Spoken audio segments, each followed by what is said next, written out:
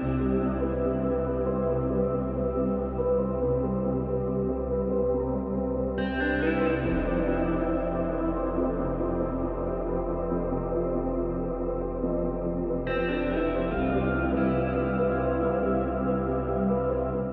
je vais faire comme ce qui s'est passé juste avant, c'est que je vais remercier vraiment chaleureusement Joël et Serge et Marc pour cette organisation de ce congrès en virtuel, parce qu'on est vraiment dans une période de distanciation sociale et je dirais même de disette relationnelle. Donc, c'est vraiment chaud, même si c'est en virtuel, de se voir.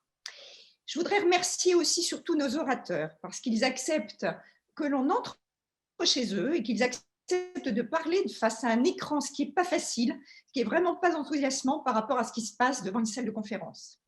Et enfin, je voudrais aussi remercier tous nos participants. Et je vais les enjoindre à poser rapidement leurs questions parce que l'intérêt du virtuel, c'est qu'en fait, on puisse poser dès à présent les questions pendant toute la présentation, puisque chaque question sera traitée après chaque session. Donc, on fait les questions juste après la session. Voilà, donc je vais laisser la parole à mon co-modérateur qui est Gérard Boutet pour présenter le premier des intervenants. Merci Brigitte, et je m'associe évidemment à tout ce que tu as dit. Notre premier intervenant sera le professeur Philippe Merviel, le professeur Patrick Madelena vous présentant ses excuses, et vous l'avez entendu sans doute, il sera là dans l'après-midi. Monsieur Merviel est chef de service de gynécologie obstétrique au CHU de Brest, mais il est aussi vice-président de la Société française de gynécologie, en collaboration avec laquelle ont été organisées ces 48e journées Jean Cohen, coordonnées par Joël. Vous avez la parole, monsieur le professeur, sur le sujet « Faut-il vraiment opérer les kystes de l'ovaire ?» Un sujet récurrent. Merci Gérard, merci Brigitte, et encore une fois, merci à l'organisation et à Joël. Alors, j'ai l'immense honneur, et alors je suis vraiment humble de remplacer le grand professeur Patrick Madelena, qui doit être bloqué dans les transports s'il nous vient du sud-ouest. Alors, la question qui a été posée, c'était « Faut-il vraiment opérer les kystes de l'ovaire ?» Donc, je vais vous faire un survol de la question en vous disant ceux qu'il faut opérer à la fin et puis ceux que vous pouvez ne pas opérer. Bon, bien évidemment, vous avez un kyste ici qui est un kyste simple séreux de l'ovaire, déjà d'une bonne taille, vous voyez, 93 mm. Et évidemment, ce qu'on cherche à éviter, c'est ça, c'est-à-dire l'affreux cancer de l'ovaire avec un pronostic pitoyable.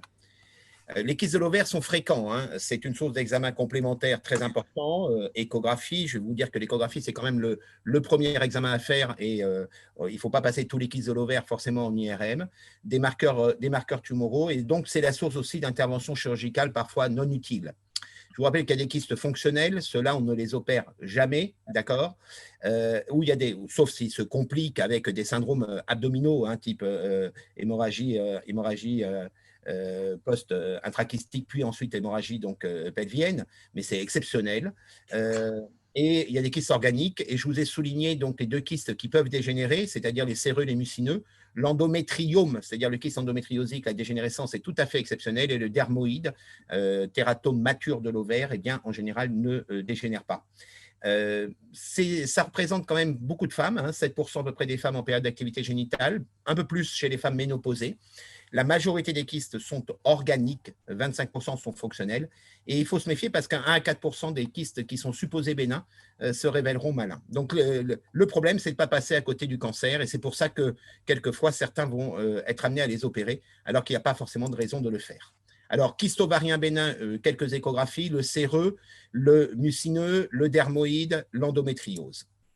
Le cancer de l'ovaire, c'est la crainte. Vous savez que le cancer de l'ovaire, c'est d'abord d'une fréquence qui est peu importante, mais qui augmente.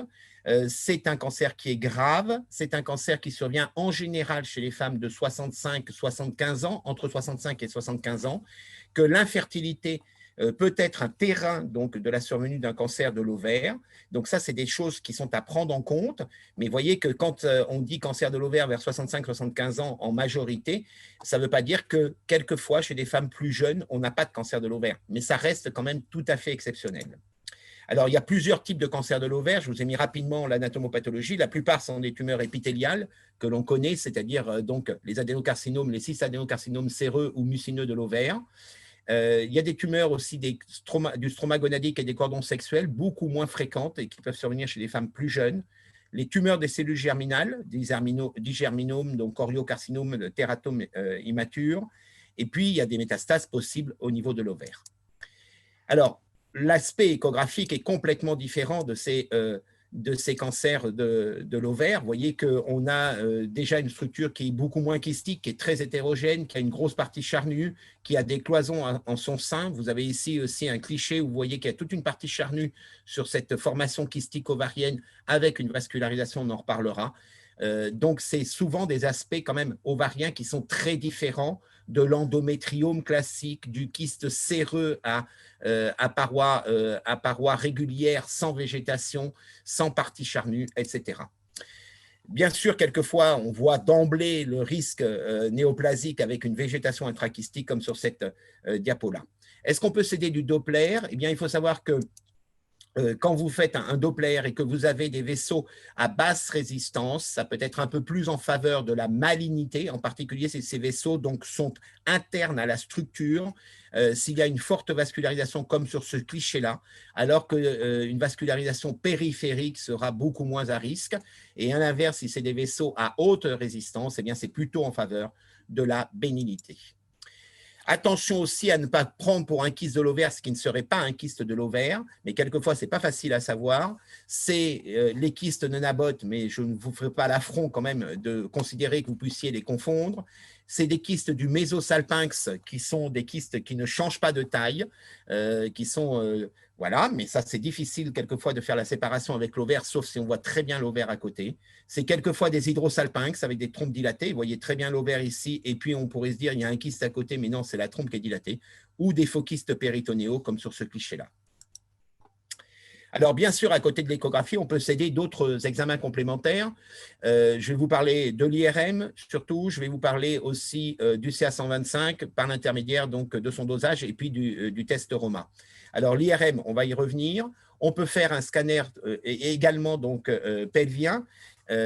Scanner pelvien qui peut nous aider aussi pour voir l'aspect de ce kyste. Mais aujourd'hui, je crois que si on a accès à l'IRM, l'IRM est souvent faite en priorité. On ne fait pas de PET scan, bien sûr, sur des kystes de l'ovaire. Le CA125, on a toujours dit que le CA125 est spécifique des lésions de l'ovaire. Non, je vous rappelle que le CA125, c'est un marqueur qui est péritonéal, c'est-à-dire qu'il peut être élevé donc, dans certaines pathologies péritonéales, les mésotéliomes par exemple, mais aussi l'endométriose, tout bêtement. Le CA125 peut être élevé. Alors, ça va dépendre un petit peu de son taux d'élévation. Il est bien certain que si vous avez un CA125 à 50, ça peut être de l'endométriose, ça peut être une néoplasie ovarienne. Si vous avez un CA125 qui est à 3000, c'est rarement une endométriose et c'est quasiment toujours une pathologie ovarienne. Le CA19-9, ne l'oubliez pas, ça traduit donc le côté mucineux donc, du kyste ou du cancer. Et donc, le cystanodénocarcinome mucineux donc, se traduira par un CA19-9 qui peut être élevé. Et puis, il y a certains dosages qui doivent être faits quand on suspecte des tumeurs donc, germinales, comme l'alpha-photoprotéine, comme l'HCG, donc comme l'ACE à ce moment-là. L'ACE n'a plus aucune valeur donc, en termes de dosage pour les kystes ovariens, je le rappelle. Alors, quelques photos d'IRM. Je ne suis pas un radiologue et spécialiste de l'IRM, enfin, on en lit suffisamment. Vous voyez, par exemple, cette volumineuse formation kystique que l'on a ici, formation kystique donc, qui est cloisonnée. Vous voyez très bien les végétations qui sont présentes ici. Vous voyez très bien que ces cloisons ne sont pas des cloisons régulières. Donc, on est déjà sur un kyste très fortement suspect, au moins d'une lésion borderline, sinon d'une néoplasie. D'autres clichés d'IRM, et vous allez voir que ça prend tout de suite un aspect qui est complètement différent. Vous avez ici des tumeurs qui sont des tumeurs mixtes, avec une participation donc ici donc solide à la participation liquide. Vous avez ici la végétation qui est quasiment visible donc en intrakystique, et vous voyez tout de suite que l'on a un aspect complètement différent. Bien sûr, on peut s'aider de la perfusion donc, de gadolinium pour avoir une idée supplémentaire. Bien sûr, j'ai assisté récemment à une thèse à ce sujet-là. Il y a de plus en plus d'études qui sortent sur d'autres moyens pour essayer d'appréhender le caractère néoplasique à l'IRM, mais je ne suis pas un spécialiste, donc je laisserai des radiologues intervenir s'ils le souhaitent. Alors, je vais vous prendre 3 situations. La post-ménopause, qu'est-ce qu'on fait sur un kyste en post-ménopause? L'endométriose, juste pour vous rappeler que pitié pour les endométriomes. Et puis, certains cas particuliers, la femme en période péripubertaire, la femme au cours de la grossesse, et puis les tumeurs borderline. Alors, je vous rappelle qu'il y a des classifications, la classification IOTA, donc, qui est définie par Timmerman dès 2000, donc, qui vous donne des critères de malignité ou de bénignité par rapport à des kystes. Et vous voyez qu'une masse irrégulière solide, la présence d'une ascite, des structures papillaires, des structures multiloculaires ou une forte vascularisation Doppler, ben, ça vous donne un index de malignité.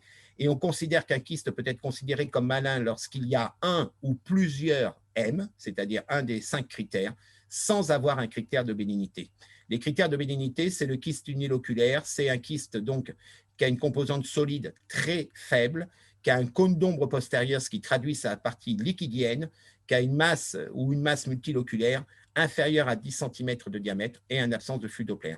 La bénignité, ce sera quand on aura un ou plusieurs B sans avoir un seul critère de M. Et puis, on dira que c'est indéterminé quand on a à la fois du B, à la fois du M, ou qu'on n'a rien de particulier par rapport à ça. Alors, l'IOTA donc, a classifié les kystes en uniloculaires et en multiloculaires, soit qu'ils soient liquidiens purs ou impurs, ou soit qu'il y ait une participation solide.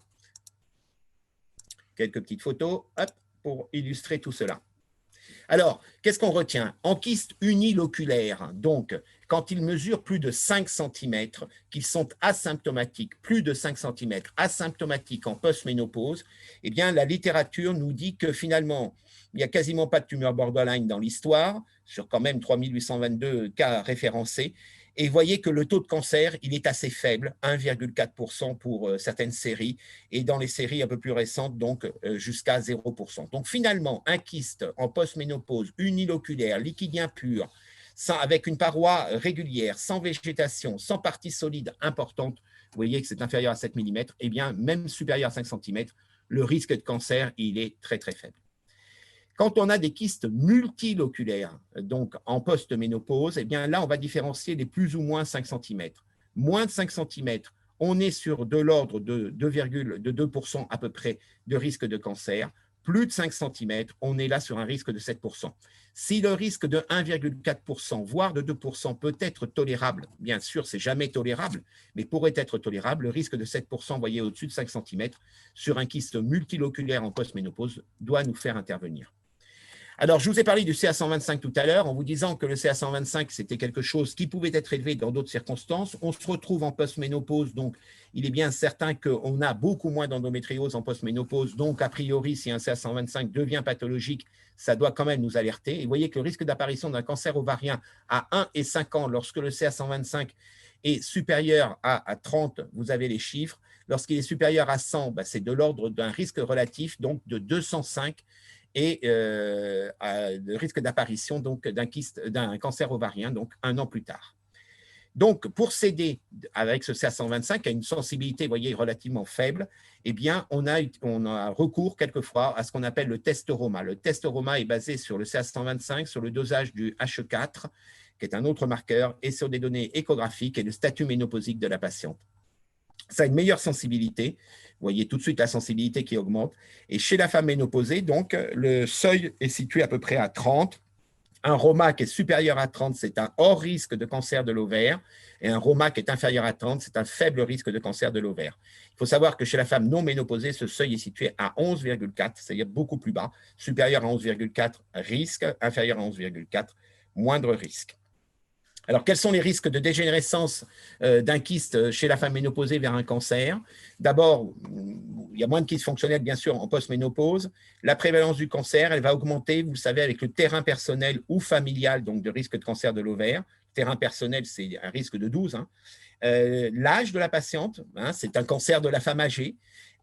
Malgré tout, le diamètre du kyste, on l'a déjà dit, sa composante solide, l'irrégularité de la paroi, le flux sanguin dans les projections papillaires ou dans les cloisons et la présence d'une ascite.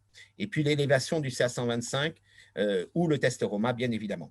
Ce qu'on peut dire, c'est que des kystes qui seraient inférieurs à 5 cm avec tous les critères de bénignité, en l'absence de facteurs de risque et de symptômes cliniques, eh bien, une abstention thérapeutique pourrait être recommandée. Et ce que je vous invite à faire, c'est surtout pas de ponction éco-guidée, parce que la ponction éco-guidée, donc, c'est quand même un risque de dissémination si vous avez un cancer de l'ovaire chez une femme en post-ménopause âgée. Donc, voici à peu près ce qu'on pourrait retenir. Un kyste uniloculaire liquidien pur, donc symptomatique, ça doit être opéré, tout comme une masse complexe multiloculaire. Asymptomatique, si ça fait en moins de 7 à 10 cm, s'il n'y a pas d'antécédents personnels ou familial qui peuvent conduire à suspecter un risque de dégénérescence, on pourrait très bien s'abstenir et le surveiller. Si par contre vous avez des facteurs de risque, vous l'opérez. Et si ça fait plus de 10 cm, même si c'est uniloculaire simple, eh bien vous l'opérez malgré tout au-dessus de 10 cm. Je vous ai mis ici les fréquences de cancer, 0,4 si c'est inférieur à 5 cm uniloculaire et 7% si c'est multiloculaire. Deuxième cas de figure, l'endométriose. Alors, je vous rappelle que l'endométriose, donc, je vous ai mis ici des clichés tout à fait typiques d'endométriose, c'est un diagnostic qui est échographique au niveau de l'ovaire. On n'a pas à faire d'IRM pour visualiser, donc pour authentifier un kyste endométriosique donc, de l'ovaire. Je vous rappelle qu'un kyste de l'ovaire ne fait pas mal chez une femme endométriosique, sauf s'il mesure 10 ou 15 cm. Si vous avez une femme qui est douloureuse avec un kyste de l'ovaire, vous devez rechercher une endométriose profonde et là, l'IRM peut vous aider. Mais je vous rappelle que le premier examen, c'est l'examen clinique. Il y a des formes classiques de kyste de l'ovaire. Vous voyez que quand on voit un aspect feuilleté comme ceci ou comme cela, ça peut être qu'un endométriome, d'accord. Et puis en échographie, on peut aussi regarder la mobilité donc de la masse ovarienne parce que souvent vous avez des ovaires qui sont fixés à leur fossette et dans ce cas-là, donc qui sont beaucoup moins mobiles. C'est aussi un critère donc pour le kyste. Mais il y a aussi en échographie des formes atypiques. Et vous voyez que ça, c'est d'authentiques endométriomes et que ces endométriomes n'ont plus l'aspect tout à fait typique que l'on voyait auparavant. Est-ce que le Doppler montre un intérêt? Le Doppler a comme intérêt de montrer l'absence de vascularisation intrachystique. C'est du sang, donc vous n'aurez aucune vascularisation intrachystique. Bien sûr, on peut toujours, chez une femme symptomatique douloureuse, faire une IRM et l'IRM est un excellent examen pour l'endométriose. Pourquoi? Parce qu'en séquence T1, vous avez une hyper densité, je dirais, des deux kystes. Vous avez deux kystes ici endométriosiques. Vous supprimez la graisse, vous faites une séquence T1 FAT-SAT, vous avez toujours cette hyper densité, densité, oui, enfin je ne peux pas dire, je ne trouve plus le terme, ce qui veut dire que cet aspect en T1, ça pourrait être soit un dermoïde, c'est-à-dire de la graisse, soit du sang. Vous supprimez la graisse, vous avez toujours le même aspect, c'est donc du sang. Et en T2, vous éteignez la partie sanguine, donc vous voyez que ce kyste qui était ici eh bien, n'est plus du tout hyperdense comme celui-ci, et donc c'est bien un kyste endométriosique. Mais encore une fois, on a suffisamment de difficultés à avoir des IRM. Ne faites pas des IRM alors que vous avez une image échographique tout à fait typique. Alors, on sait qu'un kyste peut avoir un impact sur les follicules à côté. Donc ça, il faut y réfléchir. C'est-à-dire qu'un kyste endométriosique, peut étirer l'ovaire et donc altérer donc, la folliculogénèse, mais on sait aussi que la présence d'un kyste endométriosique fait que dans le follicule, dans le liquide folliculaire, on retrouve un certain nombre de perturbations. Il n'empêche que, pitié pour les endométriomes, on ne devrait pas intervenir sur un kyste endométriosique s'il fait moins de 6 cm ou s'il est récidivant après un premier traitement chirurgical d'un kyste endométriosique. D'abord parce que ceux qui font moins de 6 cm n'ont que très peu d'impact sur la folliculogénèse alentour, et quand ils sont récidivants, le risque, c'est quand même l'altération de la réserve ovarienne. Il n'y a pas de traitement hormonal qui fait régresser un kyste endométriosique. C'est une stagnation de sang, donc on ne fera pas régresser. On a des traitements hormonaux qui empêchent de grossir, puisque si vous mettez la femme en aménorrhée, elle ne saignera plus tous les mois dans son kyste endométriosique, mais on ne le fera pas régresser. On peut être amené à faire, des ponctions éco-guidées. Ces ponctions éco-guidées peuvent être conseillées chez des femmes multi-opérées, puis surtout chez des femmes qui ont une récidive. Et vous savez que si vous faites qu'une ponction, vous n'avez aucun effet puisque vous laissez la coque et donc vous laissez donc la partie qui va desquamer chaque mois. Donc, il faut l'associer à une alcoolisation donc, de ces kystes et ça marche relativement bien pour éviter les récidives. Et puis, vous avez la possibilité, évidemment, si c'est un premier épisode, si le kyste dépasse 6 cm, etc., de faire donc une exérèse de la paroi kystique, c'est-à-dire une kystectomie. Il y a d'autres traitements qui ont été essayés, mais voilà. Pensez toujours préservation de la fertilité, c'est-à-dire qu'il faut que la kystectomie soit faite par des gens qui sont entraînés à la faire. Il ne faut pas abuser donc, de la coagulation bipolaire sur la paroi interne donc, de la loge kystique. Et en particulier, si vous avez un saignement au niveau de l'is, il vaut mieux faire un point chirurgical en célioscopie qui finalement saucissonne un peu l'ovaire et fait l'hémostase si vous n'arrivez pas à faire une hémostase simple d'une partie donc, qui saigne. Alors, est-ce que la ponction par rapport à la kystectomie a des avantages? Surtout la kystectomie, donc le risque, c'est le tissu ovarien, d'accord? Il y a moins de récidives après kystectomie, il y a un peu plus de récidives après ponction, sauf si vraiment vous faites une alcoolisation où là, vous diminuez quand même les choses. Et puis, il y a toujours le risque d'infection après ponction et quelquefois d'infection relativement retardée après la ponction. En particulier, si vous faites une ponction avant une grossesse, il nous est arrivé d'avoir des abcès ovariens, donc secondaires pendant la grossesse, parce que finalement, il y a une incubation très lente dans l'ovaire. Alors, quand on opère, on sait qu'on a une petite diminution de l'AMH, en particulier si le kyste est volumineux, en particulier s'il est bilatéral. C'est là qu'on retrouve les diminutions les plus nettes lorsque l'on opère les endométriomes, c'est-à-dire attention à l'intervention donc sur des kystes bilatéraux volumineux endométriosiques. Là, il y a vraiment une réflexion sur la préservation de la fertilité. Est-ce que utiliser certaines techniques comme le plasma jet, donc autrefois c'était le laser, a une utilité? Nous avions fait une étude donc, avec l'équipe d'Horace Roman. Horace avait le plasma jet et d'autres collègues avaient le plasma jet. Nous, à Amiens, donc, on avait la kystectomie. Qu'est-ce qu'on a comme conclusion? On a comme conclusion que ça ne change strictement rien sur les chances de grossesse au décours et sur l'état ovarien au décours, c'est-à-dire si on sait faire une kystectomie et si on est précautionneux lors d'une kystectomie, utiliser le plasma jet n'a pas forcément un avantage.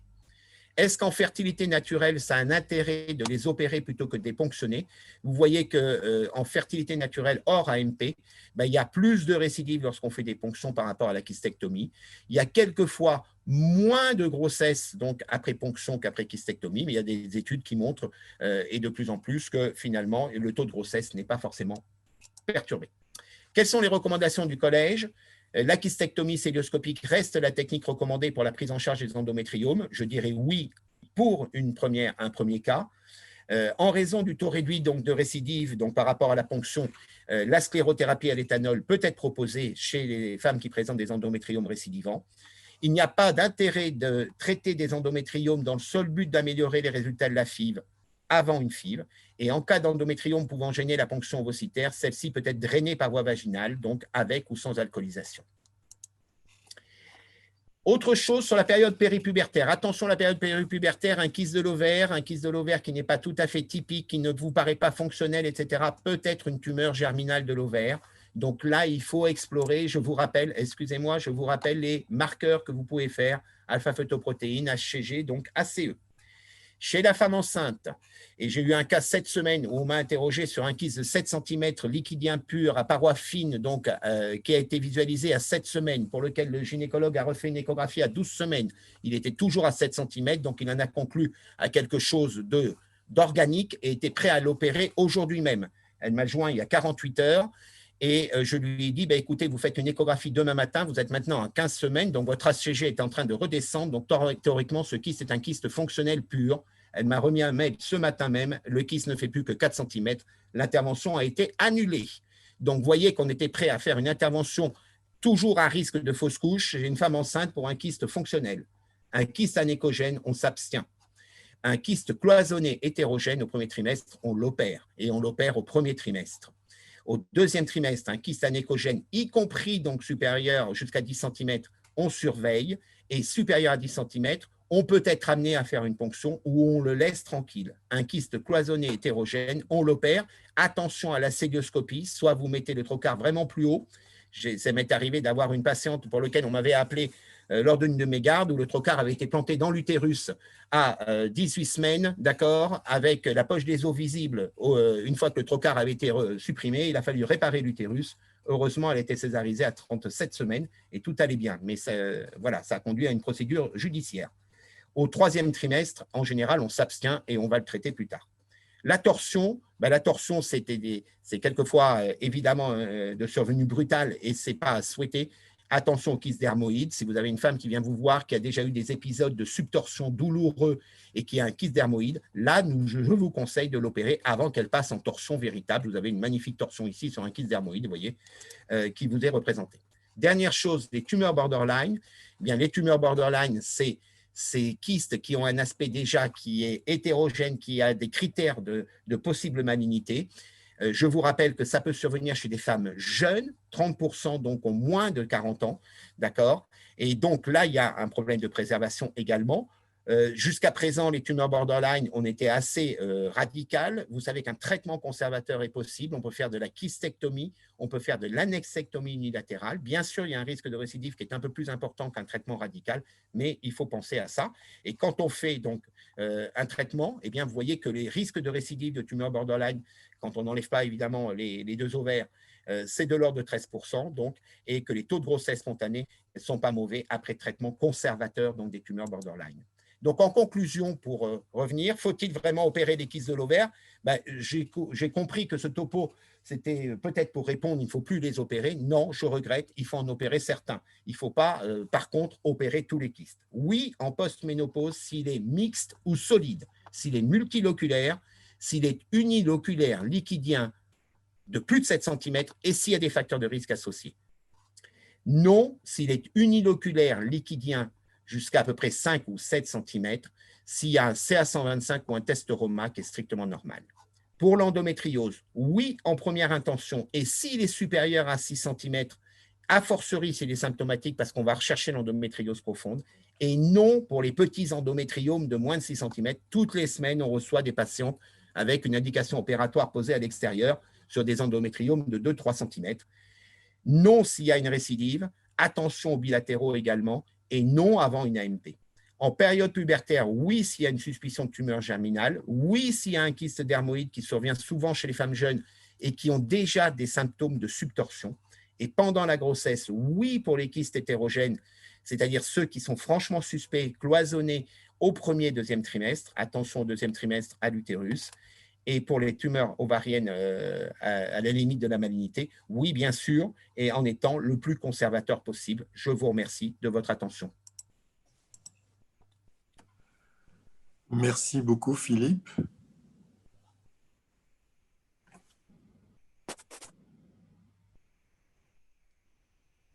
On t'entend, Gérard, on t'entend. Ah bon, pardon. Merci beaucoup, Philippe. Il y a quelques questions pour toi. Oui, tout d'abord, tu as été parfaitement limpide et très pédagogue. Et je vais en poser une primitivement. Est-ce que tu penses que quand on fait des examens gynécologiques systématiques avec l'échographe, tu sais, c'était l'idée de l'œil au bout du doigt dans le temps, chez une femme ménopausée, on doit s'abstenir d'échographie si elle n'a pas de symptômes pour ne pas aller au-devant de difficultés, ou est-ce qu'il faut la faire quand même? Eh bien, je vais te dire, tout dépend de l'embonpoint de notre chère femme ménopausée.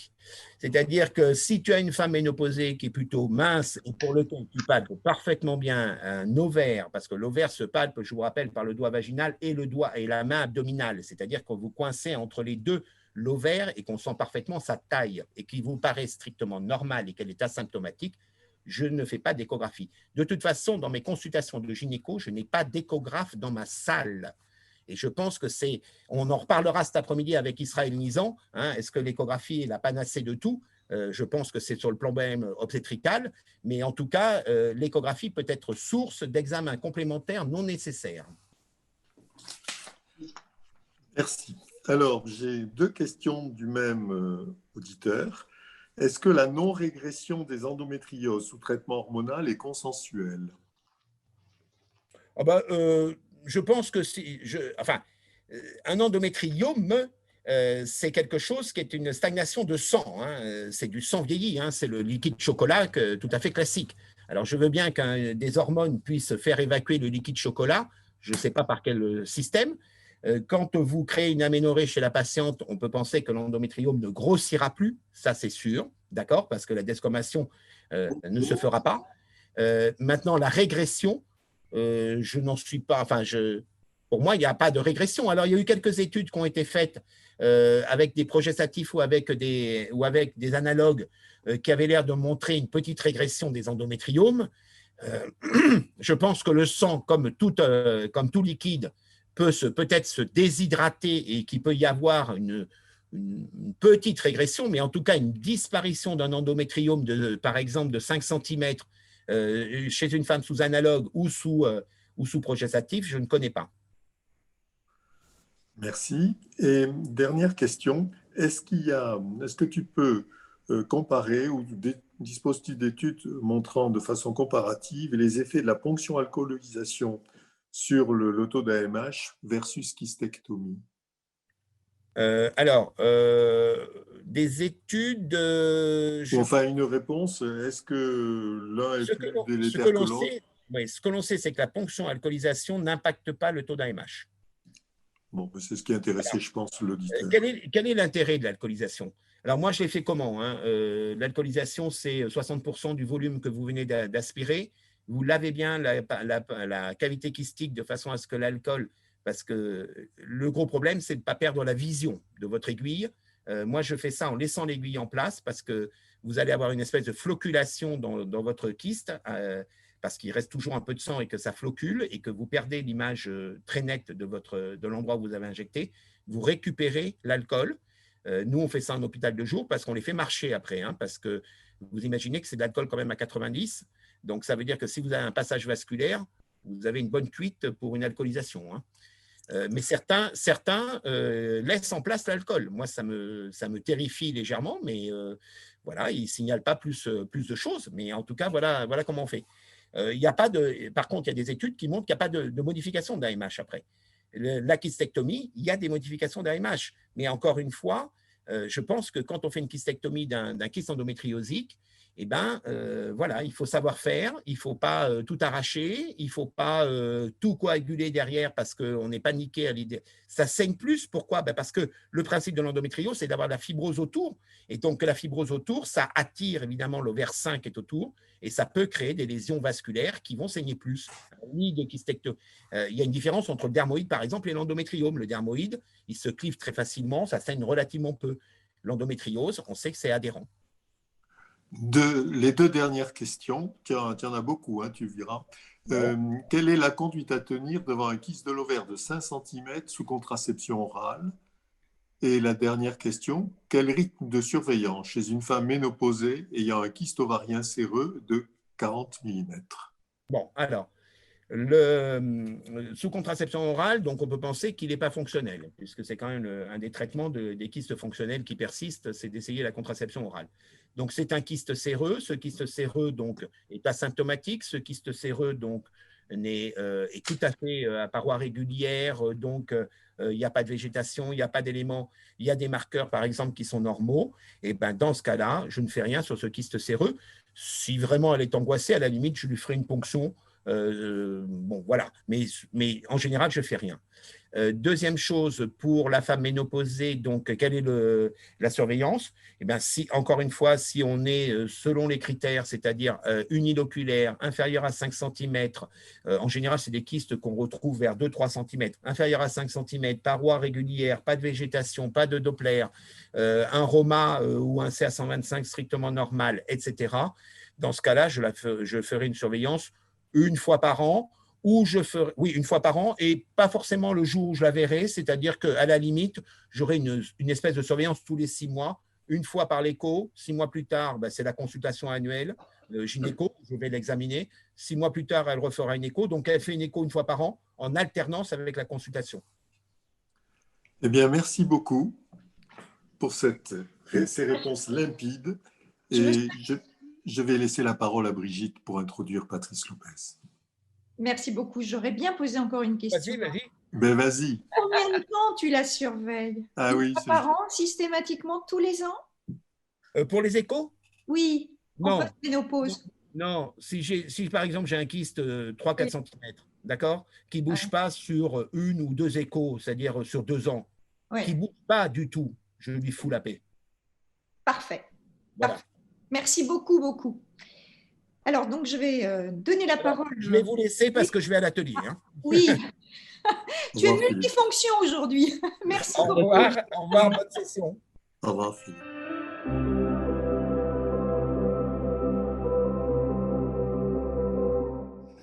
Bonjour, Patrice Lopez, je suis professeur à l'Université de Nantes et gynécologue à la Polyclinique de l'Atlantique, groupe L100 à Saint-Herblain. Je remercie d'emblée Joël Belaïch-Chalard de son invitation à parler d'un sujet qui me paraît d'une grande actualité, à savoir la vaccination à préconisation pour une lésion intraépithéliale de haut grade chez les femmes porteuses de virus HPV.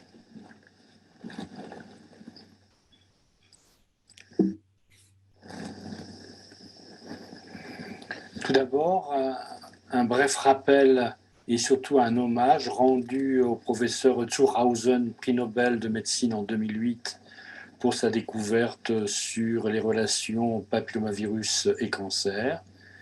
Un petit cocorico pour Stefania Jablonska et Gérard Hort, qui, dans les années 70, avaient observé le rôle du papillomavirus dans certains cancers de la peau.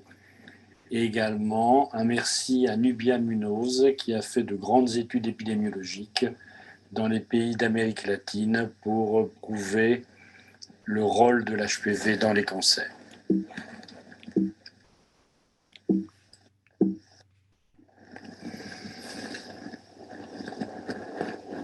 Le papillomavirus est responsable d'un grand nombre de cancers en France et en Europe.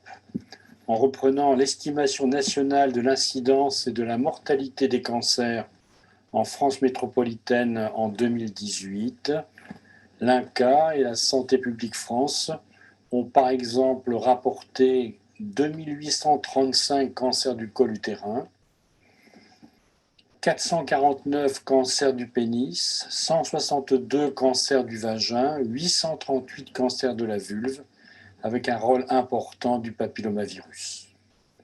Nous soulignons également qu'un grand nombre de cancers de l'anus, 479 chez l'homme et 1532 chez la femme, sont dus au papillomavirus. Et puis, il faut également rappeler que le papillomavirus est responsable d'un tiers des cancers oropharyngés. Sans oublier le nombre des lésions dysplasiques du col utérin, estimé à 35 000 en France et 310 000 en Europe.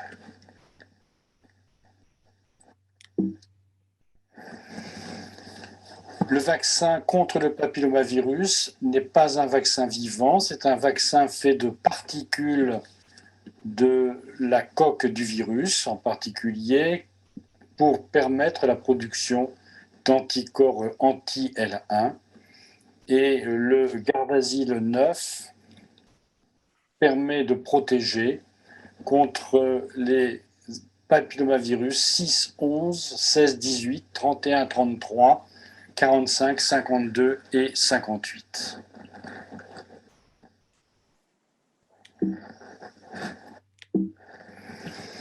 Un rappel sur la vaccination, il faut bien entendu suivre les recommandations de la Haute Autorité de Santé, à savoir vacciner de façon privilégiée, et c'est extrêmement important de le rappeler aux parents, les adolescents et les adolescentes de 11 à 14 ans, avec 2 doses, mais le vaccin est également remboursé chez les personnes de moins de 20 ans. Rappelons l'AMM, qui est la prévention des lésions anales précancéreuses, et la possibilité de vacciner les garçons qui sont maintenant autorisés depuis 2019. Le remboursement se fait avant l'âge de 20 ans et depuis la commercialisation du non-avalant, il est recommandé d'initier la vaccination avec le Gardasil 9. Plus de 50 sociétés savantes ont signé un manifeste pour la vaccination en mars 2019.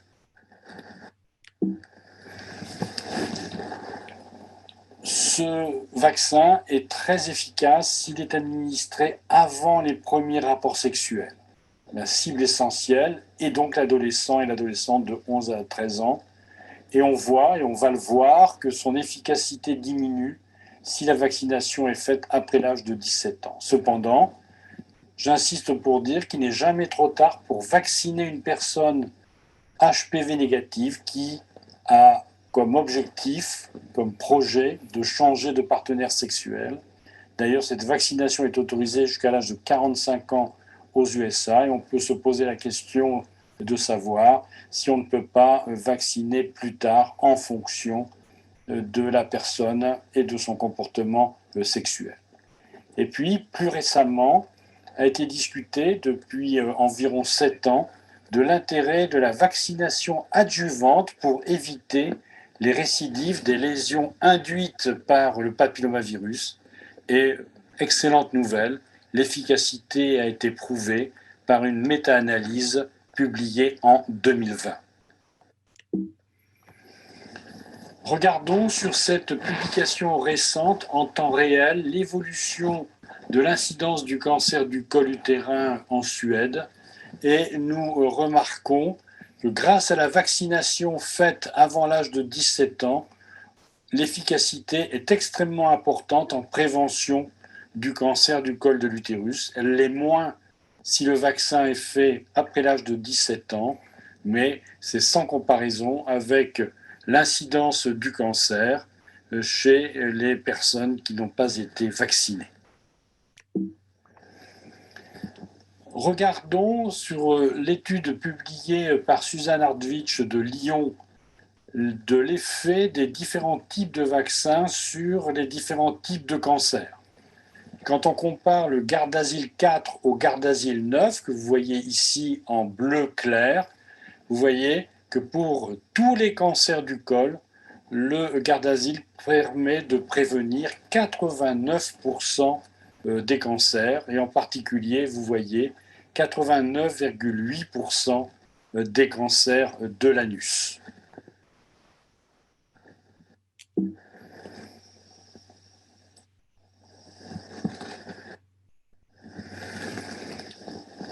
Regardons l'historique de la vaccination adjuvante, puisque c'est une proposition thérapeutique récente qui date de moins de 8 ans, avec la première publication de Joura en termes de population, mais c'est une étude rétrospective qui montrait l'efficacité de cette vaccination, mais non prouvée. Et puis est survenue l'étude sud-coréenne de Kang, publiée en 2013, qui est une étude prospective comparative non randomisée. J'insisterai sur cette étude puisque c'est à partir de cette étude de Kang que nous avons appliqué la vaccination adjuvante du traitement des lésions dysplasiques du col utérin. Kang a montré dans le groupe vaccination qu'il y avait 2,5% de récidive, alors que dans le groupe absence de vaccination, il y avait 7,2% de récidive et la différence est significative. Et si on regarde uniquement les lésions induites par l'HPV 16 et l'HPV 18, on voit un taux de récidive de 8,5% dans le groupe non vacciné contre 2,5% dans le groupe vacciné. Et cette étude a fait dire que le fait de ne pas vacciner augmente le risque de récurrence d'un odds ratio de 2,84 avec une différence qui est significative. D'autres études plus récentes, celle de Gelardi 2018 et la méta-analyse de Lichter, méritent qu'on s'y attarde car nous apportant des éléments de preuve de l'efficacité de la vaccination adjuvante. Dans l'étude de Gelardi, l'auteur a comparé pour 536 femmes ayant une électrorésection à l'anse diathermique, 248 ayant été vaccinées. Il a observé 2 récidives et dans le groupe non vacciné, il a observé 11 récidives. Et quand on regarde le type de récidive, on voit qu'il y a beaucoup de femmes ayant des lésions CIN 2 à 3 liées à l'HPV 16-18. Alors que dans les 2 cas de récidive des femmes vaccinées, il y a un cas de CIN2 lié à un HPV 82 et un cas de CIN3 lié à un HPV 33.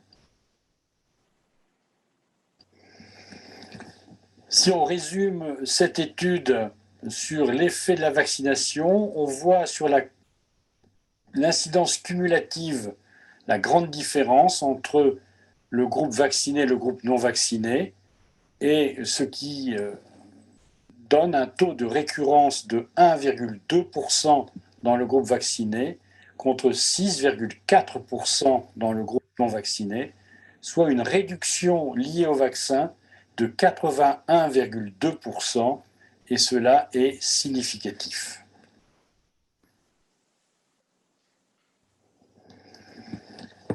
Cette année est parue la méta-analyse de Lichter qui a repris l'ensemble des études d'observation, des études prospectives cas contrôle, des études rétrospectives de Joura et des études randomisées. Quand on voit les résultats de cette méta-analyse de Lichter et le résultat global, il faut regarder la dernière ligne, on voit une diminution très significative du risque de récidive, puisque le risque ratio est de 0,36, donc une diminution de 64% du risque de récidive grâce à la vaccination.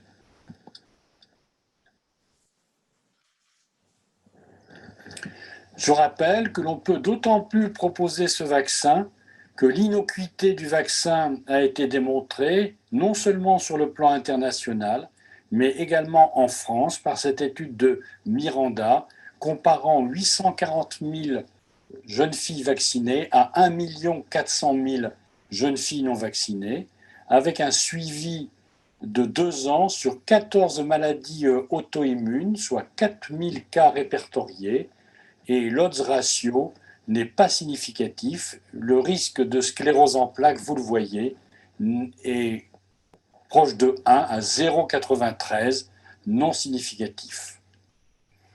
Le syndrome de Guillain-Barré qui a été noté peut être estimé à 1 cas sur 100 000 et d'autres études internationales n'ont pas mis en évidence d'augmentation de ce risque de syndrome de Guillain-Barré.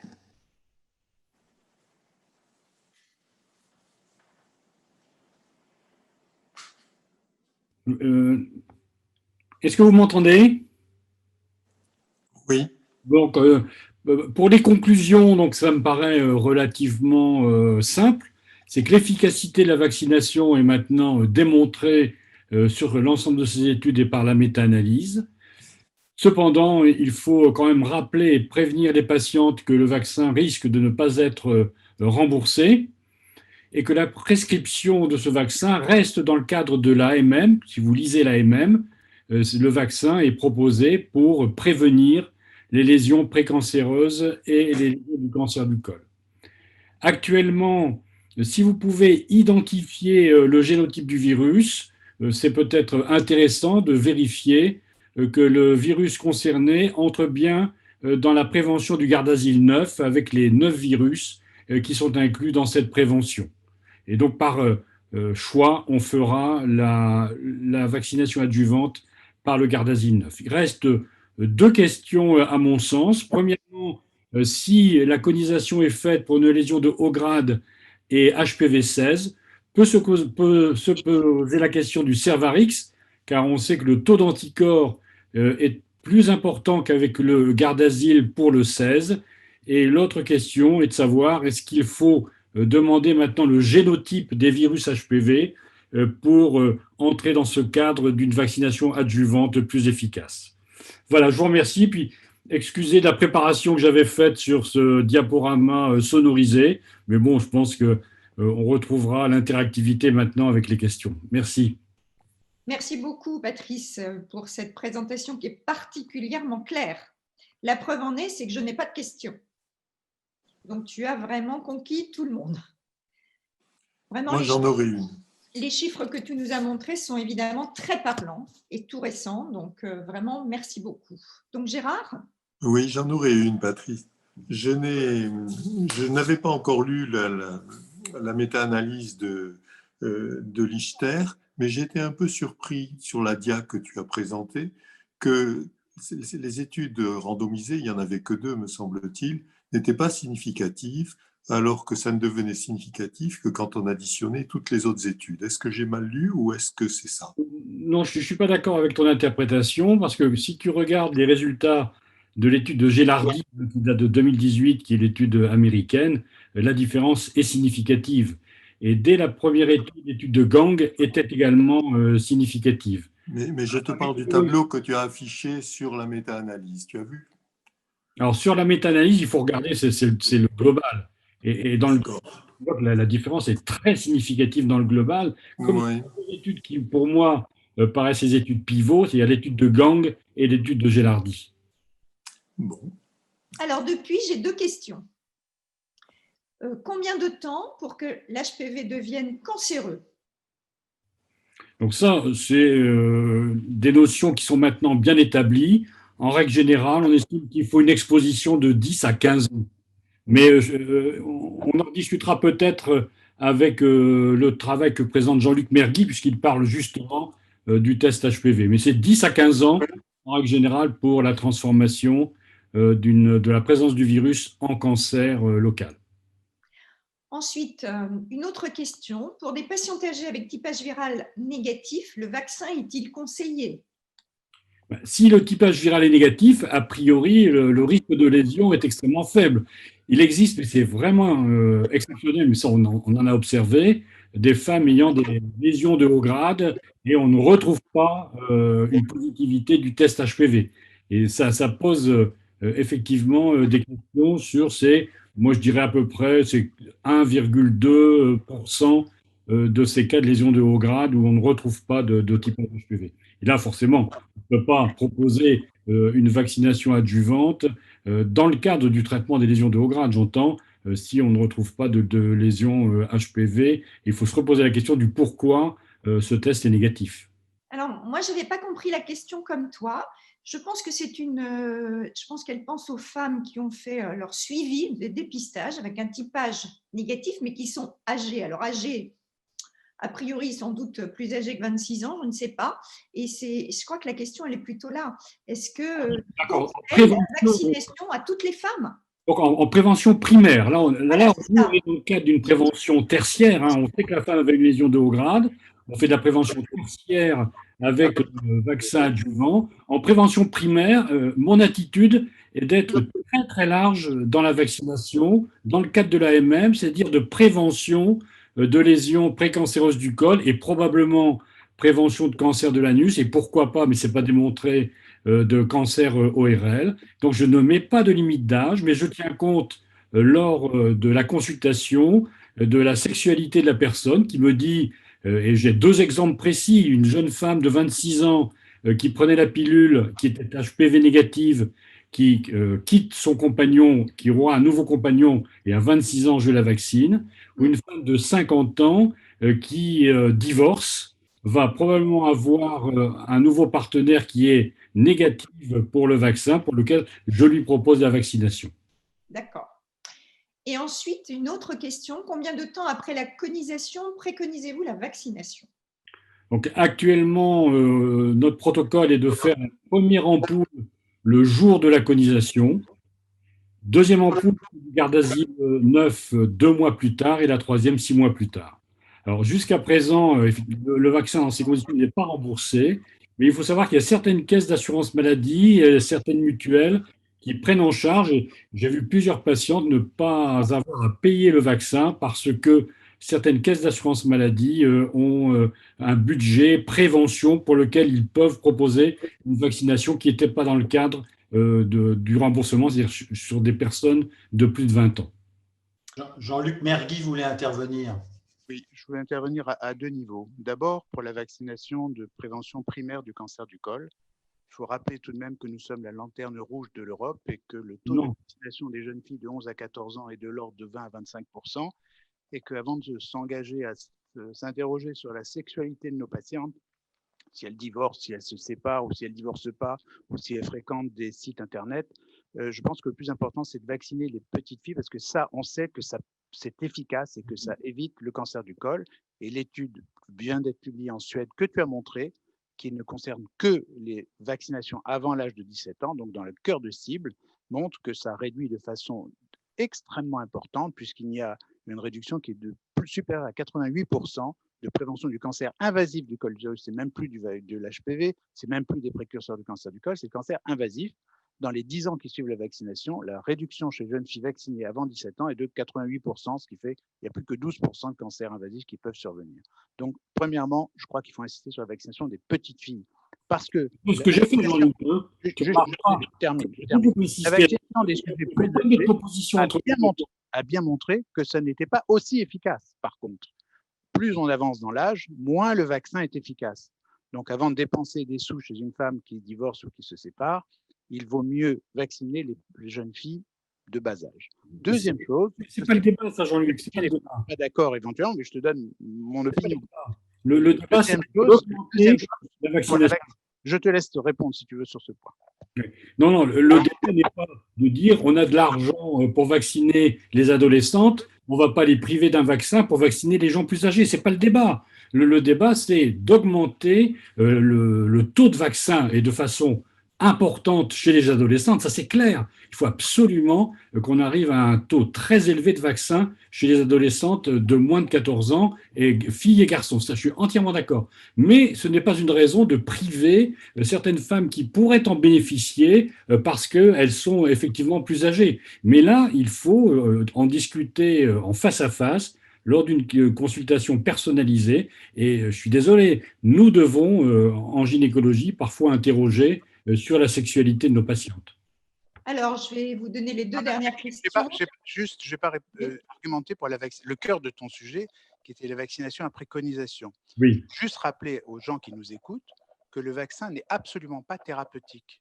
Pas du tout. Oui, entièrement d'accord. D'accord. C'est un vaccin prophylactique. Oui. Absolument. Et quand on le donne en adjuvant du geste thérapeutique, c'est-à-dire d'une conisation ou d'un traitement qui est fait sur le col, la réduction de l'ordre de 50% du taux de récidive sur la dernière méta-analyse qui est faite montre que pour éviter une récidive, il faut vacciner 45 patientes. C'est-à-dire que ceci a un coût. Et si on vaccine les 35 000 patientes, ben pour le coût soit personnel, soit pour les mutuelles, soit pour l'assurance, c'est de l'ordre de 16 millions d'euros par an, tous les ans. Donc, tout ça pour éviter 50% de récidive. Donc, c'est efficace, mais pas à 100%, du tout. Et les patients doivent être suivis encore comme si elles n'avaient pas été vaccinées. Mais effectivement, l'ensemble de la littérature qui est publiée actuellement, qui est encore partielle, pas encore très important en nombre, mais qui montre quand même une significativité, montre qu'on doit peut-être en donner cette information aux patientes qui en jugeront elles-mêmes de savoir si elles veulent prendre en charge cette vaccination qui coûte à peu près 450 €.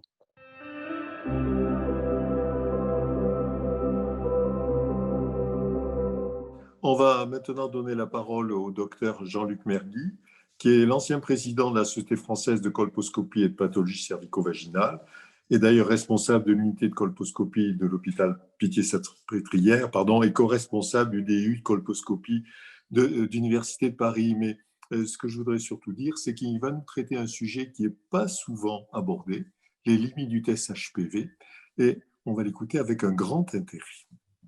Monsieur Mergui, vous avez la parole.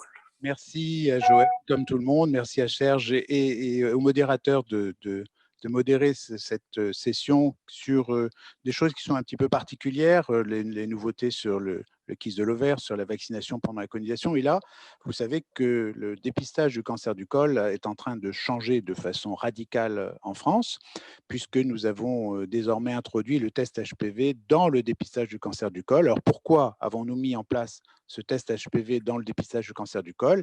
Eh bien, c'est très simple, c'est que vous voyez ici en rouge, le nuage rouge, c'est la sensibilité et la spécificité du test HPV, et en noir, vous avez le frottis cytologique. Et on voit sans aucun doute que le test HPV fait beaucoup mieux en sensibilité que le frottis cytologique, c'est-à-dire que le frottis traditionnel, celui que nous avons tous connu depuis les 50 dernières années. Donc, il est beaucoup plus sensible, puisque vous voyez qu'on s'approche très près de la sensibilité de 100%, alors que vous voyez que le frottis cytologique, il a une sensibilité qui est quand même plus médiocre. Et surtout, ce qui est extrêmement important, c'est ce chiffre-là, c'est cette diapositive-là. C'est que quand on a un test HPV négatif le jour où on voit sa patiente et qu'on lui dit son résultat, votre test HPV négatif, eh bien 10 ans plus tard, la valeur prédictive négative du test HPV reste excellente puisqu'elle est nettement supérieure à la valeur prédictive négative d'un frottis normal. En un mot, quand on dit à une patiente votre frottis est normal, ce n'est pas pour autant qu'elle n'aura pas un jour une lésion du col, alors que quand on lui dit qu'elle a un test HPV négatif, eh bien on peut lui dire que dans les 5 à 10 ans qui viennent, la probabilité qu'elle ait une lésion du col est extrêmement faible, vous voyez, inférieure à 5 pour 1000. Et donc, c'est extrêmement important d'avoir ce résultat négatif.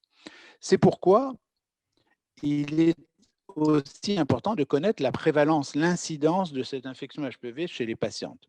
Et on voit sur cette diapositive qu'avant l'âge de 30 ans, premier rapport sexuel entre 15 et 17 ans, eh bien, dès le début de la vie sexuelle, entre 15 et 25 ans, eh bien, c'est là qu'il y a le premier pic de prévalence de l'infection HPV, avec un taux moyen de l'ordre de 30% chez les filles de 20 à 25 ans. Et donc, un tiers de la population de moins de 30 ans aura à un moment donné un HPV à haut risque dans sa filière génitale, sur le col ou le vagin, si bien qu'il n'est pas possible de réaliser un test HPV entre 25 et 29 ans. Pour les patients de 25 à 29 ans, on reste dans le frottis cytologique parce que la prévalence de l'HPV est tellement importante qu'on ne pourra pas discriminer entre celles qui sont porteuses de celles qui ne le sont pas. On fera donc un frottis en couche mince avec des tests réflexes chez les patientes qui présentent l'ascus comme d'habitude, 2 frottis 1 an d'intervalle, puis tous les 3 ans, pas de dépistage avant 25 ans, quel que soit le début de la vie sexuelle, et les résultats sont donnés avec la classification dite de Bethesda, frottis normal, ascus, bas grade, ASCASH, haut grade, ou lésion glandulaire, atypique glandulaire, dit AGC. Donc ça, c'est le frottis traditionnel, cytologique chez la femme de 25 à 29 ans. Mais après 29 ans, dès l'âge de 30 ans, la prévalence de l'HPV baisse de façon significative et on pourra donc utiliser le test HPV pour dépister les patientes. Si le test HPV est négatif, on l'a vu, dans les 5 à 10 ans qui viennent, on est très rassuré, on peut rassurer la patiente. Si le test HPV est positif, on verra tout à l'heure qu'il y a d'autres choses à faire. Et donc, pourquoi, quand le test HPV est négatif, il faut rassurer la patiente? Parce que sa valeur prédictive négative, elle est de 99,5. Donc, quand un test HPV est négatif, la patiente n'a pas de lésion sur le col. Pas besoin de faire de colposcopie, pas besoin de faire de conisation. J'ai encore vu la semaine dernière une patiente, frottis ascus HPV-, conisée pour éviter la survenue d'un cancer du col. Pas d'HPV, pas de cancer, valeur prédictive négative, 99%. Donc, quand le résultat est négatif, eh bien, on peut être rassuré et ne revoir la patiente que 5 ans plus tard. Entre le négatif et les 5 ans, il ne se passera pas de choses anormales s'il n'y a pas de symptomatologie, bien sûr, chez les patientes en dépistage primaire simple. Maintenant, si le résultat est positif, eh bien, ce n'est pas parce qu'on a un HPV qu'on a une lésion sur le col. Il faut donc trouver un moyen de trier les patientes. Ce qui a été choisi en France, c'est de faire une cytologie réflexe. On inverse ce qui était fait avant, frottis virologique, puis, si l'HPV est positif, alors un frottis cytologique avec une cytologie de dépistage. Pourquoi il faut faire un triage des patientes? Parce que la valeur prédictive positive du test HPV est extrêmement faible, 7%. 7% de positif. Ça veut dire que les patientes qui ont un HPV positif, 93% d'entre elles n'ont pas de lésion de haut grade sur le col. N'ont pas de lésion de haut grade sur le col. Donc, le fait d'avoir un HPV ne veut pas dire qu'on a une lésion sur le col. Vous voyez que la valeur prédictive d'un frottis est équivalente aussi, 6,7%. Ce n'est pas parce qu'on a un frottis anormal qu'on a une lésion sur le col. L'immense majorité des patientes n'ont pas de lésion de haut grade sur le col. Alors, en pratique, quelle est la situation? Eh bien, quand on a un test HPV positif, on fait donc ce triage. Ce triage sera cytologique. Regardez ici ce tableau qui a été fait par nos collègues anglais. Voilà la prévalence totale des HPV dans la population générale. Entre 20 et 24 ans, on est à 33% de positivité.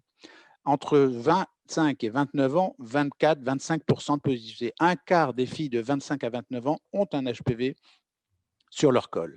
Et vous voyez qu'il y a bien une barre aux alentours de l'âge de 30 ans, puisque en dessous, on est inférieur à 15%, 14% entre 30 ans, 8% après 35-39, et puis ça baisse progressivement pour tourner aux alentours de 4, avec une moyenne nationale de l'ordre de 11% d'HPV positifs. Donc, quand on est un HPV positif, on fait une cytologie réflexe. Si la cytologie montre un ascus, un bas grade, un haut grade ou une atypie glandulaire, alors on fera un examen colposcopique du col pour regarder si sur le col, il y a une lésion. Si le résultat est négatif de la cytologie, si la cytologie est normale, eh bien là, on proposera de faire un test HPV 1 an plus tard. Et si ce test HPV devient négatif, alors on a eu clearance de l'HPV et on peut repartir dans le dépistage de routine tous les 5 ans chez les patientes qui ont été une fois positives, mais aucune anomalie sur le col et qui a négativé son HPV. En pratique, qu'est-ce qui va se passer? Chez les femmes de plus de 30 ans, 85-90% auront un HPV négatif. Donc, l'immense majorité de notre population pourra être rassurée, à juste titre, et être vue 5 ans plus tard. Chez celles qui sont positives, c'est entre 10 et 15%, 15% à 30 ans, puis un peu moins de 10% après 40 ans. Quand ce test HPV positif, on fait ce triage cytologique. Le problème du triage cytologique, c'est que dans 2/3 des cas, la cytologie sera normale. Dans 20% des cas, on aura soit un ascus, soit un bas grade. Et dans 11% des cas, on aura un frottis évocateur d'une lésion de haut grade. Dans ces deux situations-là, c'est simple.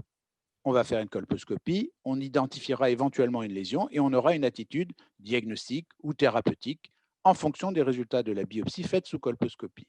Mais si la cytologie est normale, ce qui est 2/3 des patientes, eh bien, on se retrouve avec une patiente qui a un HPV haut risque, qui a eu un frottis normal. Et dans ces cas-là, qu'est-ce qu'on fait? Eh bien, quand le frottis est normal, on fait un test HPV 1 an plus tard. S'il est négatif, on a dit qu'on passait à 5 ans. Mais s'il est positif, alors on va faire une colposcopie d'identification d'une éventuelle lésion cervicale. Parce que ce qu'on sait, c'est que le risque d'avoir une lésion sur le col n'est pas lié simplement au fait d'avoir un HPV à haut risque, il est lié à la persistance de cet HPV à 1 an d'intervalle. Quand on a 2 tests HPV positifs, alors le risque relatif d'avoir une lésion sur le col est plus élevé. Qu'est-ce qu'il en est en pratique? En pratique, on a un problème. C'est que l'ensemble des laboratoires qui vont étudier cet HPV vont nous donner un résultat de génotypage, vont nous dire, attention, ça n'est pas un HPV au risque, c'est un 16 ou un 18, ou c'est un des autres groupes de tous les autres HPV au risque. Et ce typage, la plupart du temps, ce génotypage est automatique. Vous ne le demandez pas, mais vous en avez le résultat par votre laboratoire. Et on sait bien qu'en fait, le risque n'est pas identique en fonction du génotype du virus. Quand on est un virus négatif, le risque d'avoir une lésion à 14 ans est nul. Quand on a un haut risque, quand on a un virus positif, mais pas un virus à haut risque, c'est à peu près la même chose. Quand on a des HPV au risque, mais qui n'ont ni 16, ni 18, ni le groupe intermédiaire, le risque est encore très bas. Le vrai risque, c'est quand on a un HPV 16. Quand on a un HPV 16, la probabilité d'avoir une lésion de haut grade sur le col à 10 ans est de l'ordre de 25 à 30%. 1 sur 3 qui a un HPV 16 aura, s'il persiste, une lésion de haut grade sur le col au bout de 10 ans. Et qu'est-ce qu'on voit dans les stratégies de dépistage que nous proposons aujourd'hui? Eh bien, voilà les patientes qui avaient un HPV positif et leur frottis était négatif. Donc, c'est les 60% des patientes dont je vous ai parlé tout à l'heure. Et vous voyez ici que chez les patientes qui ont un HPV à haut risque positif et un frottis normal en triage, le risque d'avoir une lésion de haut grade sur le col est de 1,5% entre 2 et 5 ans. Et c'est donc bien vrai que quand on a un HPV à haut risque positif et une cytologie normale, il n'y a pas lieu de prévoir de colposcopie immédiate puisque le risque à 5 ans est de 1,5%. Et vous voyez qu'à 5 ans et à 10 ans, il est de 3 à 4%. Donc, le fait d'avoir un HPV et un frottis normal laisse le temps de faire un contrôle à 1 an. Le vrai problème, c'est que si c'est un HPV 16 qui est positif au premier dépistage et que la cytologie est normale, là, le risque est un peu différent. Il est de 6% à 1 an et de 10 à 12% entre 5 et 10 ans. On a toujours le temps de contrôler 1 an plus tard, mais le risque est quand même significativement plus important, presque 4 fois plus important, quand on a un HPV au risque non 16, non 18, ou 16 et ou 18, ce qui, comme les patientes le savent parce qu'elles reçoivent leurs résultats de virologie, les inquiète et peut pousser les médecins à aller faire des examens colposcopiques qui ne sont pourtant pas nécessaires. Quand on a le triage qui montre un frottis ascus ou bas grade, ce que les Anglais appellent les anomalies mineures, ascus ou bas grade, c'est les petites anomalies de la cytologie. Et quand on a un HPV positif, vous voyez que le risque s'approche de 9-10%, il est de l'ordre de 8% quand on compare tous les HPV. Mais si on fait l'HPV 16 et qu'on a un frottis de bas grade ou une lésion ou un frottis ascus, vous voyez que là, le risque relatif passe de 8 à 20%, beaucoup plus important quand on a un HPV 16. Et ça, la patiente le sait, le praticien le sait aussi, puisque la plupart du temps, le virus est identifié comme 16-18 avec un génotypage partiel. Si bien que quand on vous donne cet arbre décisionnel, le résultat est négatif de la cytologie, mais vous savez que vous avez un HPV 16 ou un HPV 18, donc des virus plus dangereux que les autres, eh bien vous avez la tendance à aller directement faire une colposcopie pour essayer d'identifier les lésions, alors que ce risque est faible. Et que, comme tous les laboratoires en France ne donnent pas de génotypage partiel, la recommandation de l'INCa était de ne pas tenir compte du génotypage initial. Et on voit donc que quand l'HPV persiste à 1 an, là, alors on fera un examen colposcopique. Pourquoi attendre 1 an? Pourquoi attendre 1 an? Parce qu'on sait que la clearance de l'HPV, même pour l'HPV 16, elle est de l'ordre de 11,8 mois. Au bout d'1 an, la majorité des patientes qui étaient HPV 16 initialement auront clearé leur virus, ce qui nous permet d'éliminer 50% des patientes qui n'auront un virus qui va avoir disparu entre le premier dépistage et le second dépistage quand la cytologie était normale. La deuxième chose qui est extrêmement importante, c'est que quand l'HPV est positif et quand la cytologie est positive, ou quand l'HPV persiste à 1 an d'intervalle, on va être obligé de faire un examen colposcopique. Et cet examen colposcopique, il est extrêmement important en qualité parce que c'est de cet examen-là que va dépendre la surveillance ou la prise en charge de la patiente. Il est donc nécessaire d'avoir une colposcopie qui est de bonne qualité. Et les bonnes qualités, c'est adhérer à la charte de qualité colposcopique, c'est-à-dire avoir une formation initiale, un DU ou un DU de colposcopie, une activité personnelle suffisante, plus de 50 colposcopies par an, ce qui est inférieur à ce qu'avait demandé l'Europe, qui était de l'ordre de 100 colposcopies par an, ce qui est demandé en France par la charte de qualité. Et enfin, une formation continue tous les ans, comme celle que nous suivons aujourd'hui, avec des DPC, des congrès ou des formations régionales, au moins 1 fois par an. Je vous montre un exemple de une situation qui est arrivée l'année dernière. Patiente de 40 ans, aucun antécédent, nuligèse, qui fume un peu, pas de contraception. Dépistage primaire, en janvier 2019, on fait un dépistage primaire par le test HPV. L'HPV est positif et on nous répond HPV 16+. On fait un frottis de triage et le triage montre un ascus. Donc, ascus HPV+, colposcopie. Voilà la colposcopie. Vous avez une patiente nuligèse, le col est normal. Après application de l'ugol, il n'y a pas de lésion et la zone de jonction n'est pas complètement vue. Qu'est-ce qu'il faut faire dans ce cas-là? Dans ce cas-là, il faut faire un curetage de l'endocol. Voilà avec les instruments qu'il faut utiliser. Comment on fait ce curetage de l'endocol? On pénètre à l'intérieur du col et on gratte. C'est un tout petit peu douloureux, mais c'est tout à fait supportable.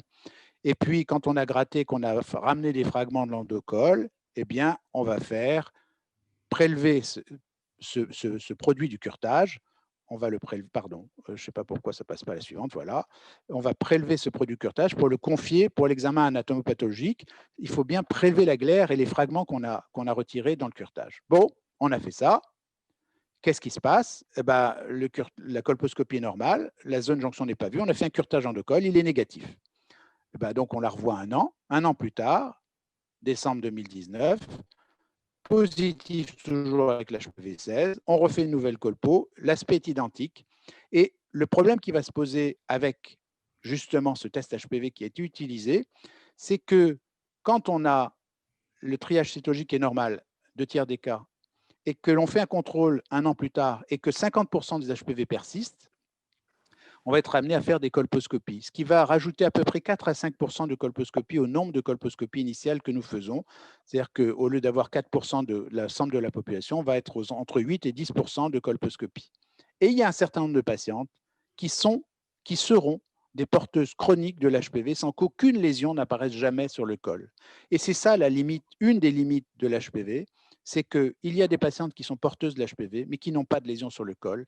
Et c'est là toute l'importance de la qualité de l'examen colposcopique parce que beaucoup de patientes vont être extrêmement inquiètes. Donc, si on utilise le test HPV pour le dépistage primaire, c'est parce que ça augmente la sensibilité. On a vu que la valeur sensibilité de l'ordre de 99,5, que ça diminue le risque de cancer invasif en dépistant tous les précurseurs du cancer du col, notamment les adénocarcinomes in situ.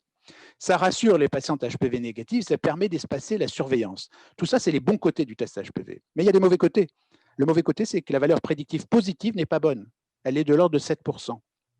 Et donc, quand le triage est normal et que la patiente a un HPV, elle est inquiète pendant toute l'année qui suit. Elle pense qu'elle peut contaminer son partenaire.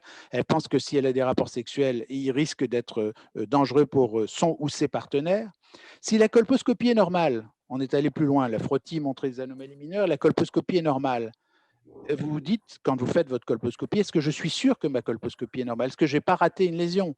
Et donc, il faut refaire un test HPV à 1 an. Mais est-ce que c'est suffisant? Est-ce qu'il ne faut pas refaire l'HPV, s'il est positif, refaire une deuxième cytologie de triage qui permet de vous orienter si c'est mineur ou majeur? En cas de colposcopie non satisfaisante, quand vous avez un HPV, comme je vous l'ai montré sur ce cas clinique, le curetage endocol est nécessaire. L'amélioration des conditions de la colposcopie par un traitement oestrogénique préalable est indispensable. Arrêter par exemple les contractions progestatives qui peuvent masquer la zone de jonction et parfois aboutir à un référent quand la colposcopie n'est pas satisfaisante. Et en cas de persistance d'un HPV après 1 an, la colposcopie, d'accord, et si la colposcopie est normale, et si on a un HPV-16 qui persiste et qu'on n'a toujours pas d'anomalie, il faut faire très attention parce que je vois survenir depuis 1 an des tentations illusoires et parfois délétères, parce que ça altère la surveillance colposcopique, de lasers qui sont faites en pensant que ça va détruire l'HPV, ou de conisation à lance diathermique, voire même plus. J'ai même vu une proposition d'hystérectomie pour essayer d'éviter ces lésions. Je crois que la clé de voûte, c'est qu'une autre chose qui vient d'arriver au cours de cette année 2020 et qui va se mettre en place au cours de l'année 2021, c'est l'organisation. L'organisation, ça va permettre 2 choses. D'abord, une augmentation de la couverture de la population, on l'espère, par des relances de courrier et peut-être par l'utilisation d'autotests pour toutes les réfractaires. Et il va y avoir surtout un respect des intervalles de dépistage, c'est-à-dire qu'il faudra bien le faire tous les 5 ans quand il est HPV. Pourquoi? Quand on est HPV négatif, pardon. Pourquoi? Pour éviter tous les surtraitements, mais aussi pour vous aider. Parce qu'il faut éviter les perdus de vue, celles qui sont HPV+, et qui ne reviennent pas vous voir 1 an plus tard, et qui avaient par exemple un HPV-16 et que vous ne voyez plus. Bien un rôle essentiel des centres régionaux de coordination qui doivent pointer les patientes HPV+, qui n'ont pas eu d'examen ensuite, qui n'ont pas eu de colposcopie ou de contrôle. Et il faut donc savoir bien informer les patientes. Et il faut bien connaître la physiopathologie de l'HPV. HPV ne veut pas dire lésion. Et, n'en déplaise à Patrice Lopez, ça ne veut pas dire non plus modification de la sexualité. HPV, ça veut dire qu'on a contracté cet HPV entre 18 et 25 ans. On voit qu'on a un pic de 30% entre 25 et 29 ans. Donc, le HPV, ça s'attrape au début de sa vie sexuelle. Et puis, parfois, on fait sa clairance dans l'année qui suit, mais parfois pas. Et on a 10% de femmes qui ne font pas de clairance de l'HPV, qui va persister, parfois 10, 15, 20, 30, voire 40 ans. Et donc, si on a un HPV positif, ça ne veut pas dire qu'on a une lésion. Ça veut dire qu'on n'arrive pas à se débarrasser de ces quelques particules virales, comme parfois aussi le Covid qui peut être persistant, sans qu'il y ait de symptomatologie fonctionnelle. Et la deuxième corollaire, c'est qu'une fois qu'on a utilisé HPV, il faut vraiment une bonne pratique de la colposcopie qui est une clé d'orientation parce qu'il faut faire un examen de qualité et pas parce que la majorité des colposcopies seront négatives. Et savoir dire qu'une colposcopie est négative, c'est avoir une bonne expérience de la colposcopie. Et puis, il y a une deuxième utilisation de l'HPV, c'est l'HPV en post-thérapeutique. Vous savez que ça a aussi changé ça au cours de cette année. Désormais, pour surveiller une patiente qui a été traitée pour une lésion de haut grade sur le col, eh bien, c'est plus de faire un frottis, c'est plus de faire une colposcopie. La recommandation actuelle, c'est faire un test HPV 6 mois après la conisation ou le geste thérapeutique qui a été fait sur le col, même s'il s'agit d'une lésion de bas grade. Pourquoi il faut surveiller ces patientes? Parce qu'on sait qu'elles ont 5 fois plus de risques d'avoir une récidive locale in situ ou surtout invasive, qu'il s'agisse du col, du vagin ou même de la vulve. Et donc, pour ces patientes-là, on voit ici ce tableau qui est un peu compliqué, mais je vous l'explique. Ici, c'est le savoir si on a fait des berges insano ou pas insano, si on a bien enlevé toute la lésion ou pas la lésion. En rouge, vous avez, si vous savez que vous êtes insano, quel est le risque de récidive? Il est de l'ordre de 3%. Si vous n'êtes pas insano, vous n'avez pas enlevé toutes les berges de la lésion, le risque de récidive il est inférieur à 20%. Vous voyez qu'on reste dans la zone jaune, grise, si j'ose dire. Là, ce serait noir, là, ce serait blanc, et là, c'est gris. Et vous voyez que quand on utilise le test HPV, eh bien, si le test HPV est négatif 6 mois après la colonisation, ben, vous voyez que le risque passe en dessous des 1%, qui est de l'ordre de 0,6, 0,7%, et il passe dans une zone verte, c'est-à-dire qu'on est rassuré. Alors que quand le test HPV est positif 6 mois après la colonisation, eh bien, on est dans un risque de récidive qui est supérieur à 20%, de l'ordre de 30%, ce qui fait qu'il faut explorer ces patientes. Donc, depuis cette publication de Marc Arbin, eh bien, quand on a une lésion histologique de bas grade qui a été traitée, on propose, même pour le bas grade, de faire un test HPV à 6 mois. Il est négatif, on est tranquille, on peut passer au retour au dépistage organisé, c'est-à-dire tous les 5 ans. S'il est positif, ben là, on va faire une colposcopie, on va essayer de revoir s'il y a des lésions sur le col. Quand on a une lésion de haut grade traitée, eh bien là, on fait aussi un test HPV à 6 mois. S'il est négatif, ce test HPV, eh bien là, on fera tous les 3 ans, toute la vie durant, un test HPV tous les 3 ans et non pas tous les 5 ans parce que la patiente a présenté une lésion cervicale. Aucune indication de reprise chirurgicale, quel que soit le statut des marges. Et ensuite, si l'HPV est positif, en revanche, là, on va vous demander de faire une colposcopie 6 mois plus tard pour voir s'il y a une lésion sur le col. Mais là encore, il y a des limites à ce test HPV. Première situation, la colposcopie identifie une lésion. Bon, bah parfait, on a vu qu'on a été traité pour une lésion de haut grade, on retrouve une lésion sur le col, on la biopsie et on traitera en fonction de l'histologie de cette lésion. Ça, c'est facile, parce que la colposcopie a identifié une lésion. Deuxième situation, alors là, c'est le pire, c'est que la colposcopie n'est pas satisfaisante après la colonisation, la jonction n'est pas vue. Et pourtant, on a un HPV positif. Et imaginons que c'était un HPV 16 qui était présent avant et qui est présent encore après l'intervention. Eh bien là, vous êtes extrêmement inquiet. Et je crois qu'il faut savoir se servir dans cette situation de la cytologie de triage et non pas seulement de l'HPV. Il faut savoir se servir du curetage de l'endocol et de l'amélioration, bien sûr, de la qualité de la colposcopie en utilisant souvent des œstrogènes. Troisième situation qui est encore pire, c'est que vous avez un HPV positif, vous aviez fait une colonisation pour une lésion de CIN3, la colposcopie est satisfaisante et il n'y a pas de lésion. Et la patiente, vous lui dites, bah, vous avez un HPV 16, effectivement, mais votre colposcopie est normale, alors que 6 mois avant, vous l'avez traité d'une lésion de CIN3. Et dans cette situation-là, les patients sont extrêmement inquiets. Et je dirais même que le clinicien est inquiet, le praticien est inquiet et les médecins traitants sont inquiets. On est donc dans une situation qui est parfois un peu angoissante parce qu'on sait, et aujourd'hui on commence à le deviner depuis qu'on utilise de façon plus large le test HPV, qu'il y a des patientes qui ont des HPV à haut risque qui sont persistants et ces HPV à haut risque ont des conséquences psychologiques pour la patiente, pour le colposcopiste et pour le praticien. Juste, je voudrais rappeler une chose, c'est que le co-testing systématique, par contre, n'a aucun intérêt. Ça ne sert à rien de faire à la fois un frottis et un test HPV parce que ça diminue la spécificité, ça n'augmente pas du tout la sensibilité à dépister les récidives. En revanche, si l'HPV est positif chez une patiente que vous avez traitée par colonisation ou par vaporisation laser, alors je crois que la cytologie peut avoir un intérêt dans le triage pour savoir dans quelle situation on est, HPV+, frottis de bas grade, HPV+, frottis de haut grade. On ne traitera pas la patiente de la même façon quand on a un HPV+ persistant et un frottis de haut grade.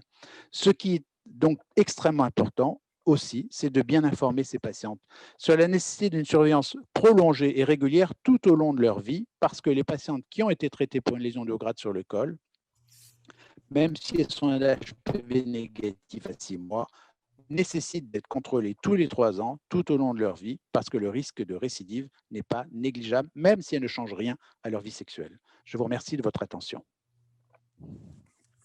Merci beaucoup, Jean-Luc. C'était très remarquable et très pédagogique. Et tu as suscité un certain nombre de questions qui continuent à arriver d'ailleurs. Alors, premièrement, que conseiller aux partenaires masculins de femmes HPV 16 ou 18 avec frottis normal? Est-ce qu'il y a quelque chose de particulier à leur dire ou simplement de les rassurer? Bien, je pense qu'il faut les rassurer. Parce qu'ils n'ont pas besoin de faire ni de péniscopie, ni des... Alors, déjà, beaucoup de patientes sont très inquiètes sur les rapports orogénitaux et sur le risque de cancer ORL, qui existe. C'est-à-dire qu'on sait qu'un tiers des cancers de l'amygdale postérieure peuvent être liés à l'HPV 16. Le seul vrai problème, c'est qu'il n'y a aucune méthode de dépistage ou de prévention aujourd'hui possible pour la prévention du cancer ORL. Le frottis buccal ou de pharyngée ne permet pas d'éliminer la présence d'un HPV. L'examen des amygdales ne permet pas de retrouver des lésions précurseurs de l'amygdale chez l'homme ou chez la femme. Et on sait que pourtant, l'HPV est responsable de ces lésions. Donc aujourd'hui, au moment où je vous parle, il n'y a pas de moyen de prévention et de dépistage. Donc, pour l'instant, je conseille aux patientes de ne rien faire avec leur partenaire, d'autant que quand on surveille des lésions de bas grade, c'est que les lésions de bas grade, on les surveille pendant au moins 2 ans avant d'en proposer un traitement. Il n'est pas nécessaire de les traiter jamais, mais on peut les traiter après 2 ans de surveillance. Chez ces patientes-là, on ne leur demande pas de changer leur vie sexuelle, on leur dit de vivre normalement, traditionnellement, et pourtant, elles sont porteuses d'un HPV. Donc, je crois qu'il faut essayer de ne pas inquiéter les partenaires masculins parce que l'immense majorité d'entre eux, 90%, ont fait leur immunité contre le papillomavirus et donc ne risquent pas de développer une lésion ou une infection persistante par un HPV. Les hommes sont plus immunocompétents, peut-être parce que le virus, quand il s'intègre au niveau du génome cellulaire pour entraîner un dysfonctionnement cellulaire, s'intègre près de proto-oncogènes qui sont liés aux récepteurs hormonaux et qu'il est possible que la femme ait une sensibilité un peu supérieure à celle de l'homme pour développer une carcinogénèse. Merci. En passant, tu as abordé le sujet qui est spécifique pour celui qui a posé la question. Pourquoi traiter les lésions de bas grade? Je pense que ce n'est pas nécessaire de les traiter absolument, mais il faut les surveiller. Et vous savez que la surveillance, c'est au moins une fois par an. Tant qu'il y a des anomalies ou un HPV, il faut faire une colposcopie. Et quand il y a une colposcopie et qu'il y a une lésion, il faut faire une biopsie. Au bout de 2 ou 3 ans, les patientes en ont souvent un petit peu marre qu'on leur enlève un petit morceau du col, qu'on fasse une biopsie, une colposcopie, ça les angoisse. Donc, au bout de plus de 2 ans, on autorise de traiter par vaporisation au laser en général les lésions de bas grade, pas par conisation. Pourquoi par vaporisation au laser? Parce que c'est la méthode qui donne le moins de complications obstétricales. Et c'est celle qui donne le meilleur résultat sur le plan de l'efficacité thérapeutique. On peut estimer que de l'ordre de 90% des lésions disparaissent après la vaporisation au laser. Ce qui fait que 9 fois sur 10, elles n'ont plus de virus après, et donc elles ont une surveillance qui est allégée puisqu'elles passent, dès qu'elles n'ont plus de virus, à une surveillance tous les 5 ans pour les bas grades. Pour les hauts grades, c'est différent évidemment. Une dernière question. Quel est l'impact du vaccin contre l'HPV sur l'interprétation du dépistage de l'HPV? Aucune. C'est-à-dire, est-ce qu'il faut modifier la surveillance? Pour l'instant, non. Toutes les patientes qui sont vaccinées, en France, c'est une petite minorité, je vous ai dit 25% des jeunes filles. Pour celles qui ont été vaccinées, ce qui est une expérience beaucoup plus importante en Australie où 75 à 80% d'une tranche d'âge a été vaccinée, le dépistage se fait par le test HPV une fois tous les 5 ans pour vérifier que le virus n'a pas échappé à une infection. Et puis parfois, c'est un virus qui est différent des 9 du cocktail ou des 5 ou des 4 du cocktail d'avant. Donc, il faut les dépister par le test HPV plutôt que par la cytologie.